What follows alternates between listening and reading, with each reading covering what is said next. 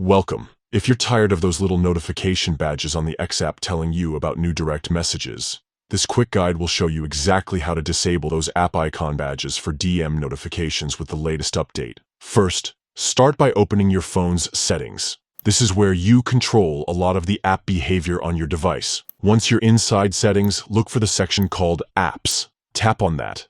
It's where all the apps installed on your phone are listed. Now, scroll through your apps and find the X app. Tap on it to open its settings. Here, you'll see a list of options that control how the app works, but the one you want is notifications. Tap on Notifications to dive into the notification controls specific to the X app. Inside Notifications, you'll see a submenu called Notification Categories. This lets you fine-tune what types of notifications you get from the app. Tap on Notification Categories, and then look for the category labeled Sending DM Messages. This is the section that controls notifications for direct messaging. Once you're in Sending DM Messages, you'll see a toggle labeled App Icon Badges. This is the switch that controls whether the little notification badge shows up on the app icon whenever you get a direct message. Simply toggle this option off. That's it.